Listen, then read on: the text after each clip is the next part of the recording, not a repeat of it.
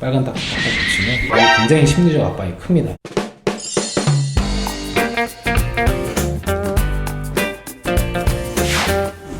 안녕하세요, 공부코TV 안변입니다. 제가 일전 영상을 통해서 소송을 해야 하는지, 그리고 미수금을 받을 경우 어떻게 생각하고 어떤 의사결정을 거쳐야 하는지 알려드렸는데요. 오늘은 채권 추심의 정석, 떼인 돈 받는 방법을 정리해서 말씀드리도록 하겠습니다. 돈을 못 받고 있다, 여러 가지 경우가 있습니다. 일반적으로 우리 돈 빌려주고 못 받고, 납품을 했는데도 못 받고, 기껏 일해주고 못 받고, 이건 너무한 거 아니냐고.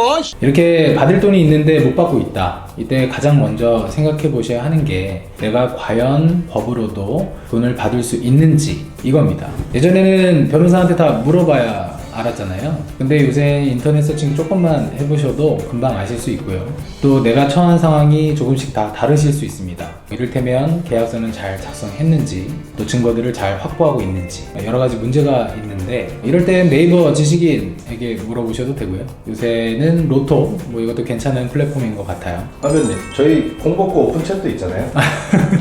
맞습니다. 우리 공복고 오픈챗도 있죠. 깨알 홍보네요. 그건 그렇고, 야부 PD님도 못 받으신 돈 있잖아요. 아, 있죠. 남편님이 그냥 한개 시원하게 받으셨고. 네, 지금 명령이에요. 일하시고 못 받으신 거잖아요. 고맙다는 인사는 넣어두세요. 아, 이미 넣어뒀어요. 잘 아시다시피 판결 받고도 돈을 못 받고 있습니다. 자, 이렇게 판결을 받았는데 막상 돈을 못 받는다, 이걸 집행이 안 된다, 이렇게 표현하거든요. 우리 PD님 같은 경우에는 상대가 회사였는데 깡통이었어요. 이런 문제가 많이들 있습니다. 그래도 판결을 받았으니까요, 1차 관문은 넘은 거예요. 법으로 인정을 받은 상태라는 거거든요. 이렇게 한번 생각을 해보세요. 낚시하듯이 참을성을 갖고 기다리시면서 기회를 노려보는 게 좋습니다. 앞으로 언제든지 집행을 하실 수 있으니까 기다려 보세요. 저는 안변님을 믿습니다. 아멘입니다. 자, 채권 추심의 1단계. 그 1단계는 아까 말씀드린 것처럼 내가 법으로 받을 수 있는가, 그 다음에 생각해 보셔야 하는 게 과연 상대가 자력이 있는가, 돈이 있는가, 이겁니다. 그래서 돈을 받아야 하는 상황이라면 먼저 가압류를 진행하셔야 합니다. 가압류가 뭐냐면, 먼저 상대 재산을 임시로 잡아두겠다는 거거든요. 그럼 상대가 무슨 재산이 있는지 파악이 되고 또 판단이 되죠. 그래서 채권 추심의 정석, 그 첫 번째는 가압류를 하라. 이게 또 무슨 의미가 있냐면, 가압류를 하는 과정에서 상대 재산을 한번 파악을 해볼 수가 있고요. 또 설령 재산이 없어도 가압류 없이 판결문을 받아두는 것 자체로도 의미가 큽니다. 그건 조금 이따가 설명을 다시 드릴게요. 근데 안변님, 이런 경우에 다들 보면 네. 내용 증명을 먼저 보내라고 하던데요. 이 내용 증명 많이들 활용하십니다. 내용 증명은 우체국 등기로 문서를 상대방한테 발송했다, 이런 사실을 증명하는 우편인데요. 당신과 나 사이에 약정이 있었는데 나는 약속대로 이행을 했다, 근데 너 안 지키고 있지 않느냐, 이런 내용을 적어서 보내는 거죠. 근데 돈을 못 받고 있는 상황에서 내용 증명을 보내는 건 신중하게 생각을 해보셔야 합니다. 예전만 하더라도 내용 증명을 받으면 심리적인 압박이 있기 때문에 바로 변제를 하거든요. 근데 요새는 그렇지 않은 경우가 많습니다. 기본적으로 내용 증명이 법률적인 어떤 강제되는 문서가 아니에요. 이걸 다들 알고 계신 거죠. 오히려 준비를 합니다. 상대가 뭔가 조짐이 있구나, 법적 조치를 취하겠구나, 통장에서 돈도 빼고 명의도 돌려버리고. 그래서 이 내용 증명은 상대방에게 그럴 준비할 시간을 마련해주는 것밖에 안 돼요. 그래서 가압류를 먼저 준비를 하시는 게 좋습니다. 이 상대가 재산이 있는지 먼저 확인해 볼 수 있는 과정이기도 하고요. 가압류는 보통 상대 통장부터 시작을 해요. 통장에서 예금이 있다면 예금을 가압류할 수도 있고요. 부동산이 있다, 그럼 부동산 가압류. 그리고 전세보증금이 있을 수도 있잖아요. 그 전세보증금에 걸어도 좋고, 상대가 회사다, 그럼 그 회사 유형에 따라서 출자증권이라던가 이런 거를 먼저 잡아두면 됩니다. 자, 이렇게 가압류를 한 다음에 소송을 들어가는데요. 지급명령, 우리 아까 PD님도 말씀드렸던 이 지급명령은 간편하고 좋습니다. 소송을 하게 되면 법원에 들어가는 비용들이 있어요. 인지대, 송달료, 이런 게 소송보다 저렴하게 들고요. 지급명령이 확정이 되면 확정 판결과 동일한 효력이 있어요. 간편하게 해결할 수 있는 거죠. 우리 법원은 3번 재판을 하는데요. 지급명령은 한 번에 끝낼 수 있습니다. 근데 이 지급명령을 하려면 상대 주소를 명확히 알고 있어야 돼요. 이 점 유의하시고요.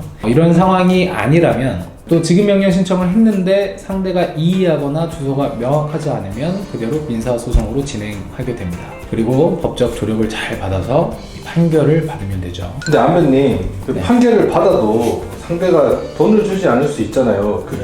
그럼 죄송합니다. 제가 잘못했습니다. 근데 이 판결의 의미는 법원이 인정을 해주는 거죠. 이 돈 줘라 상대에게. 그러면 상대는 여기에 따라서 반드시 돈을 줘야 됩니다. 그래서 아까 가압류한 재산이 있잖아요.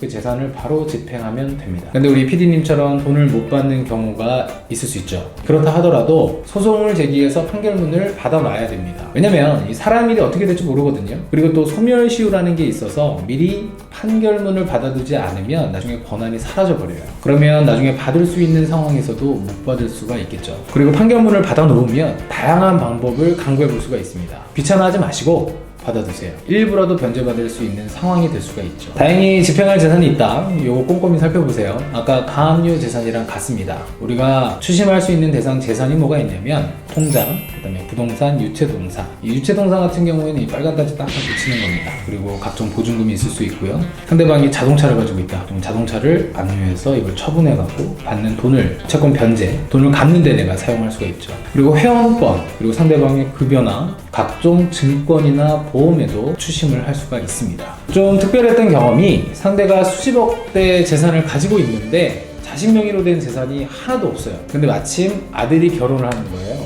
그래서 그 축의금 있잖아요. 그거 집행할 수가 있어요. 축의금도 돼요? 아, 그럼 되죠. 부의금도 됩니다. 아 그래도 부인은 좀 수십억 돈이 있는데도 안 주는 게 더 심한 거죠. 예, 일단 자기 재산 몫으로 될 수 있는 부분이 있기 때문에 축의 부의금도 집행 가능한 재산입니다. 이렇게 집행은 계속 내 돈을 다 받을 수 있을 때까지 할 수 있어요.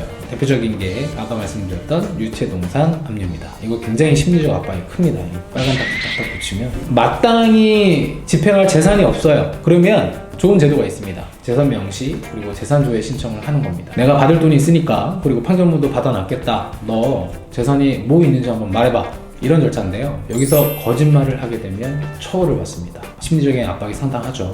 허위 재산을 명시하는 경우에 거짓말로 하거나 누락하거나 과소신고하는 경우에는 3년 이하의 징역, 500만 원 이하의 벌금이 처해질 수 있죠. 자, 이 채권 추심 방법을 말씀드렸는데요.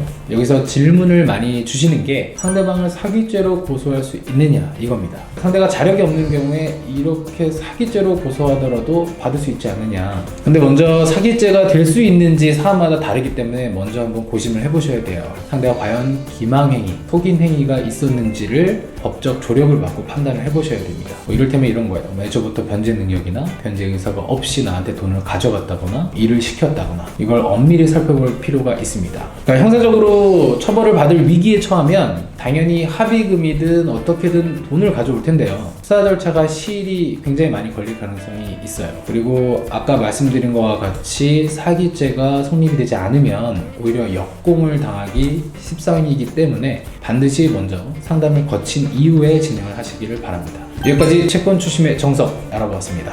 구독과 좋아요 부탁드립니다. 궁금하신 사항들은 카카오톡 오픈채 공부꽃TV를 검색해 주시면 자세히 말씀드리도록 하겠습니다. 오늘은 여기까지 하겠습니다. 감사합니다.